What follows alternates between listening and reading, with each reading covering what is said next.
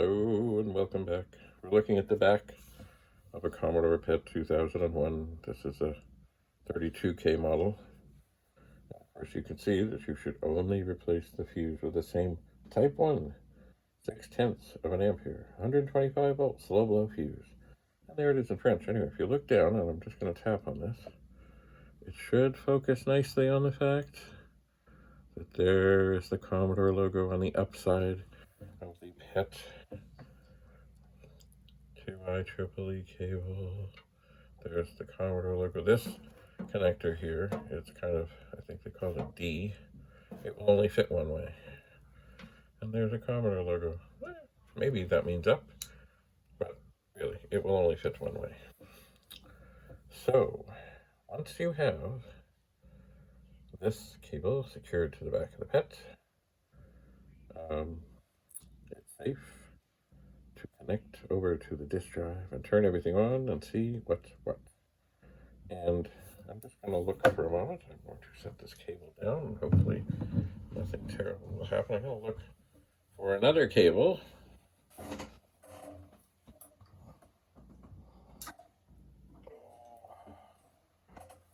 here, I'll see. This, oh, okay. This too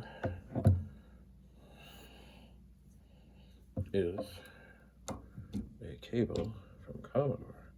So it too has a logo. But hang on. There were other people that made these cables.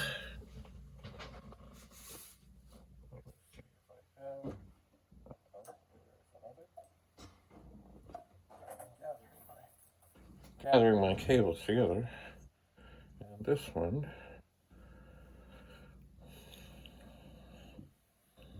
well, it looks like it's come from some industrial application, and I mean, it really doesn't matter if the cables are pretty, they gotta work.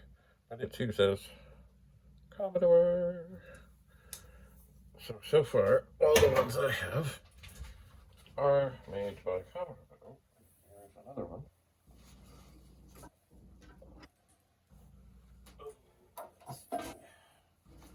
What this one has.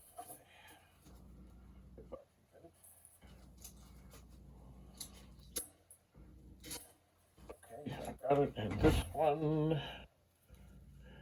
Oh, okay. Now this will be a mystery. This one says nothing. Well, it may be that there was something there in that little space. It might be. If I turn it over, it has the same message. The Mitsumi cinch. So my guess, this one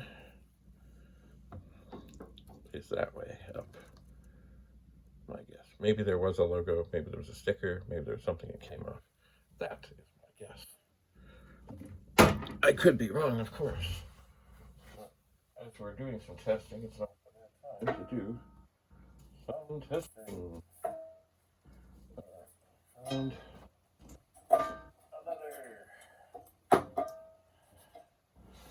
this person, now this one too, it looks vintage. It looks like it's probably been in some industrial application. They've done something wise. It has a logo, but there's the dynamo tape.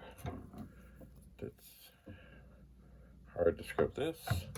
Yeah, this cable has seen some kind of life. It has. Anyway, not hard to figure out which is the top. I think that's all. Oh no, I see another one. Let's grab this one. This one too looks like certainly the bottom of it. It has seen some life. But that definitely is the bottom, and how do I know it's the bottom?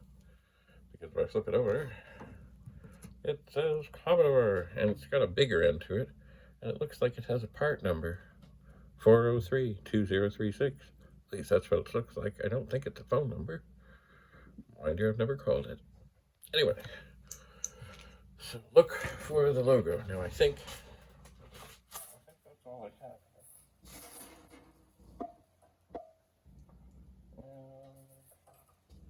Yes, all the rest of the cables are PET, are not PET to IEEE cables, they are IEEE to IEEE cables. So, onward to the next phase of the operation. And I'm suspecting, because I'm here and because I can, I will test all these cables, and mostly, how does a cable fail? You know, if it gets twisted too much or wires break inside. The other thing that is quite critical on these would be, wait for it, the pins inside. If something in there, if they get caught on something or pulled off, that would affect the reliability of the cable. In fact, one time, years and years and years and years ago, when we were running the Nortec BBS out of Northern Secondary School, we ran into some issues. And our teacher at the time was a gambling man in a friendly way, and he was surer than sure that it was a software problem and not a hardware problem. And we thought it was a hardware problem. And in the end, what it was is, and I don't remember which one, but it was a hardware problem because there was a pin on the PET to IEEE cable on the end that went to the disk drive that was missing. And that will certainly slow down your rate of data flow and everything. So I'm not sure, I'm pretty sure someone had changed the cable for some reason, but it was not a good thing. Anyway, be careful out there. It is almost time to test the disk drive, the PETs, and the cables. And of course, this is another thing that, of course, a PET could fire up and look okay, but it may not be okay, because if I fire this up after it's connected to the disk drive and they won't talk, then there's either something wrong inside the PET, something wrong inside the disk drive, or something wrong with the cable. It's got to be one of those things. And, people think, oh yeah, like a 64, you turn, oh yeah, it works fine, it's dandy, it's fine. Well, I had one recently with, it looks like a subtle failure of one of the 6526 chips, where there's just weird things that just aren't happening. Like it won't, the joystick won't work properly. So it's like it's working, but it's not quite. So, and I've also had things, you hook up a 64 to a disk drive, and it's like, oh, the drive won't read. There's something wrong with the drive. But in fact, there's nothing wrong with the drive. There's something wrong with the chip inside the 64 that's supposed to be responsible for talking to the drive. So, as simple as things are, you just never know, So thanks for coming. We will look at hooking up the drive and testing it out soon. Keep your stick on the ice. Bye for now.